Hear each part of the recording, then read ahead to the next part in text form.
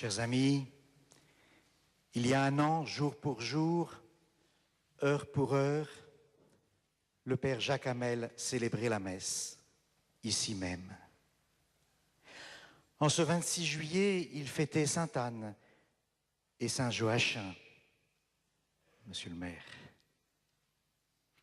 parents de la Vierge Marie. Aujourd'hui, avec eux, nous faisons mémoire d'un Père qui continue de veiller sur nous. N'est-ce pas, Auguste, pour qui le Père Hamel était vraiment un Père? Il y a un an, vous étiez 5 fidèles présents. Sa famille l'attendait au presbytère, la veille de partir en vacances. Vous êtes là ce matin, ou représentés, entourés, mais encore atterrés, peut-être révoltés ou simplement fatigués, après une année particulièrement difficile. Comment faire son deuil alors que mort, le Père Jacques Hamel est plus que jamais vivant? Comment témoigne notre assistance et ceux qui sont en communion avec nous par la pensée, en particulier par Radio Notre-Dame et RCF ou la télévision via KTO? Famille, paroissiens proches et plus lointains, religieuses de la communauté des Filles de la Charité, nous sommes de tout cœur avec vous. Je salue avec une vive gratitude Monsieur Emmanuel Macron, président de la République, Monsieur le Premier ministre, Monsieur le ministre d'État, ministre de l'Intérieur, Monsieur le ministre, ainsi que vous, Madame la préfète, qui habituellement représentez l'État auprès de nous. Je salue Monsieur le Président du Conseil constitutionnel, Mesdames et Messieurs les parlementaires, Madame la ministre, et les autres élus ou leurs représentants. Permettez-moi de saluer nommément Monsieur Hubert Wulfranc et Monsieur Joachim Moïse, qui se sont succédés comme maires de cette ville. Je vous salue, hautes autorités civiles, judiciaires et militaires, et vous tous. Ensemble, vous exprimez toute l'attention de l'État, des responsables de notre vie commune et de la population au drame qui frappe la communauté catholique. Comment ne pas y associer les forces de l'ordre qui, encore une fois, assument leur mission autour de notre Église et dans bien d'autres lieux? La communauté musulmane, avec M. Mohamed Karabila, président du CRCM, et vous, M. Anouar Bigbesh, vice-président du CFCM, a tenu à être présente, et je les en remercie. Elle rendra hommage ce soir au Père Jacques Hamel autour de sa tombe. Votre amitié est si importante. Soyez tous les bienvenus, fidèles du diocèse, de plus loin et amis. Malgré l'horreur vécue, sachons remercier le Seigneur pour le bien qu'il nous a donné de vivre depuis l'assassinat du Père Hamel. Non, la haine n'a pas triomphé et elle ne triomphera pas. Recueillons-nous et si nous le voulons bien, prions. Prions sous le regard de la croix de Jésus. Elle est là où le Père Hamel a donné sa vie. Chers amis, entrons dans notre célébration. Après la proclamation de l'Évangile par le diacre de la paroisse, c'est Monseigneur Dominique Lebrun, l'archevêque de Rouen, qui prononce l'homélie.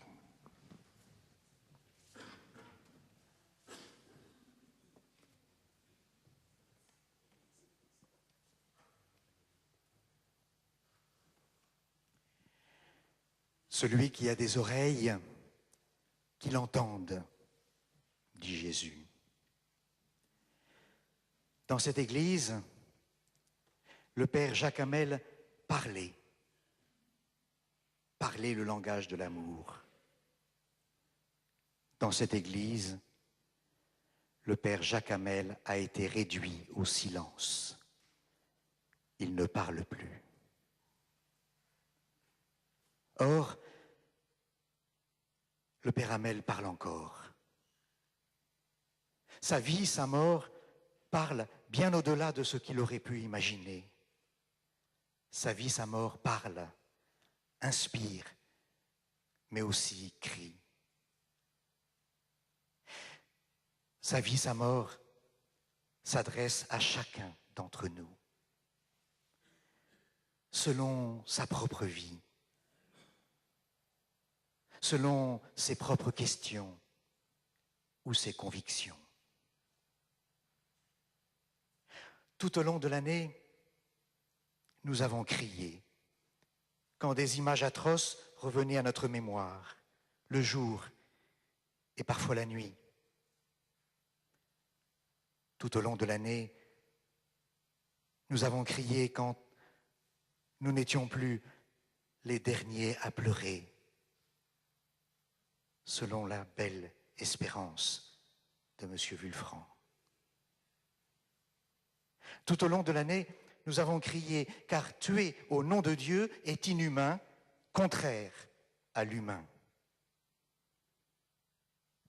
Comme l'a dit la maman de l'un des assassins à nous. Comment Dieu, qui nous a créés, pourrait-il prendre du plaisir à nous voir nous entretuer? Sa mort, sa vie, crie, mais elle inspire. Des hommes et des femmes, j'en suis témoin, cherchent de nouveaux chemins.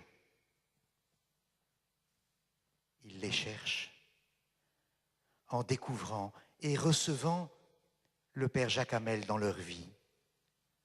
Un homme parmi les hommes, un prêtre parmi les prêtres, fidèle, simple, ordinaire. Alors des artistes se mettent à composer des poèmes, écrivent des livres, réalisent des objets d'art.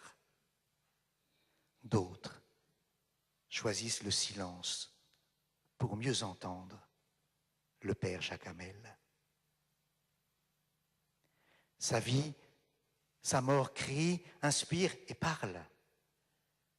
Elle parle même doucement. La parole, dit Jésus, est comme une semence, des grains qui tombent sur le sol. Cela ne fait guère de bruit. Le père Jacques Hamel parle doucement quand apparaît dans notre cœur non plus des images atroces, mais sa discrétion, sa persévérance, sa fidélité, sa générosité, sa vie donnée. Sa vie, sa mort parlent quand dans notre cœur nous apercevons les premiers fruits du drame, l'amitié, la concorde, le dialogue. En somme, l'amour vainqueur, bien au-delà de ce que nous aurions pu imaginer. La parole est comme une semence, dit Jésus. Pour donner du fruit, elle a besoin de la terre. Pour porter du fruit, la parole, c'est-à-dire en fait l'amour, a besoin de la terre. Dieu a besoin de nous. Alors aujourd'hui, Jésus nous interroge, sommes-nous la bonne terre? Il relève 3 obstacles à la fécondité de la parole qui est de l'amour. En premier, le bord du chemin où les moineaux font disparaître la semence. nous pouvons nous mettre au bord du chemin, celui de l'histoire des autres, celui de l'histoire tout court. Ce peut être une tentation pour les chrétiens, se mettre hors jeu, en jugeant les autres, en condamnant de notre petite hauteur, en sachant tout. Cela, se mettre hors jeu, ne produit aucun fruit. L'amour disparaît sans avoir fécondé la terre.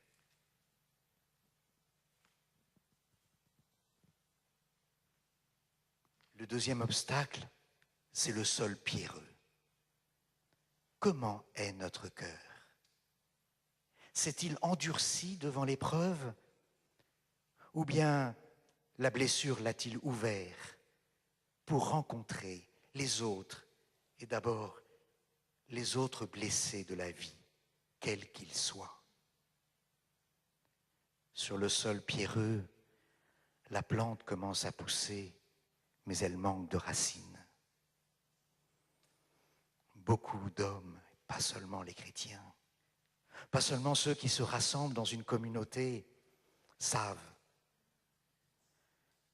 que la prière permet à l'amour de Dieu de s'enraciner dans le cœur. En fait, nous pouvons faire l'expérience que la prière ne comble pas, mais creuse le désir de l'amour. Enfin, Jésus met en garde contre les ronces qui étouffent. Quelles sont-elles, sinon l'agitation du monde qui envahit nos meilleures intentions? Et comment ne pas ici vous remercier, Monsieur le Président, d'avoir voulu que soit respectée la prière chrétienne.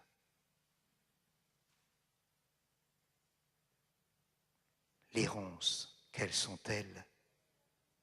Sinon ces addictions, ces drogues, ces idéologies qui peuvent emporter les enfants, les jeunes, les plus fragiles dans des cercles de violence incontrôlables. Quelles sont-elles? Sinon ces mensonges, ces jalousies, ces désirs de paraître, ces injustices qui étouffent notre joie de vivre ensemble. Frères et sœurs, Jésus dira aussi, si le grain tombé en terre ne meurt pas, il reste seul. Mais s'il meurt, il porte beaucoup de fruits. Jésus parlait de sa mort. Il parlait aussi de la mort de tous les hommes qu'il a unis mystérieusement dans sa mort pour qu'ils vivent avec lui, le premier des ressuscités.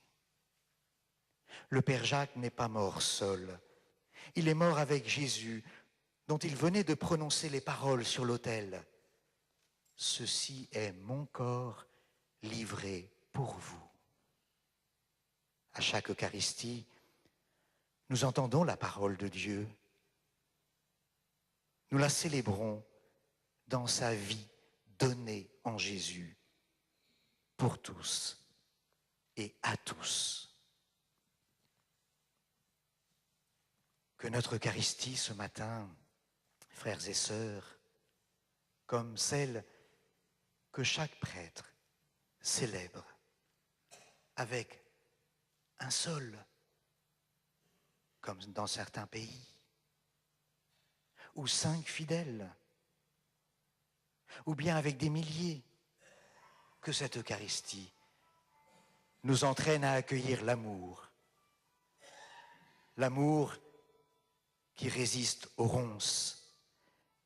L'amour qui s'enfouit au plus profond de nos cœurs pour donner les fruits tant attendus par notre prochain qui est parfois lointain. Amen.